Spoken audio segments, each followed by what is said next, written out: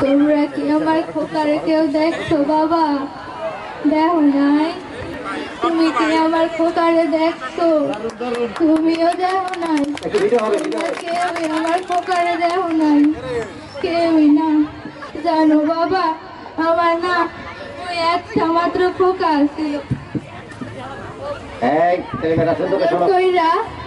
ডাকতাম খোকা, নাম রাখছিল বাপে ওর সালাম।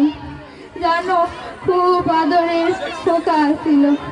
ওই যে 1971 সালে যে দেশে যুদ্ধ হয়, তখন আমার বাবা আমারে কইল, মা দেশে যুদ্ধ হইতাছে, দেশে স্বাধীন করে লাইগা আমার যাওয়ার লাগবো। আমি আমার পোলারে কইলাম, বাবা যুদ্ধ কি, যুদ্ধ দিয়ে কি হয়? আমার পোলা আমারে কইল, মা যুদ্ধ হইলো আমগো দেশের অধিকার, আমগো মায়ের অধিকার, এই অধিকার আমগো ফিরে আনতে হইব। আমি আমার পোলারে কইলাম, বাবা যা, তুই যুদ্ধে যা, আমগো দেশে স্বাধীন কর, পাকিস্তানি হানাদার বাহিনী ঘর থেকে আমগো দেশে তুই স্বাধীন কর বাবা, যা। আমার পোলা আমারে কইল, মা তুমি আমার আল্লাহর কাছে হাত ধরে দোয়া করো, জানে আল্লাহ আমার এই দেশে স্বাধীন করার তৌফিক দান করে। আমার পোলা গেল, আমার রাইহা এই যে গেল, আমার পোলা আর আইলো না, আর আমার তুমি আমার পোলা ফিরে আইলো। অত্যন্ত গৌরবান্বিত একটি দৃশ্য।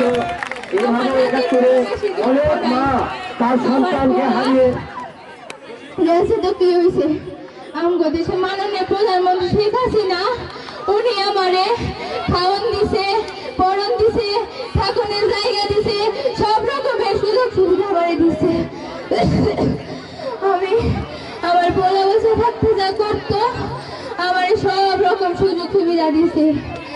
আমরা সবাই আমগো দেশের মাননীয় প্রধানমন্ত্রী শেখ হাসিনার জন্য দোয়া করুন, যাতে আমগো দেশে সঠিকভাবে নিয়ন্ত্রণ করতে পারে। এই অনেক ত্যাগের বিনিময়ে আমরা আমগো স্বাধীনতা ফিরে পাইছি।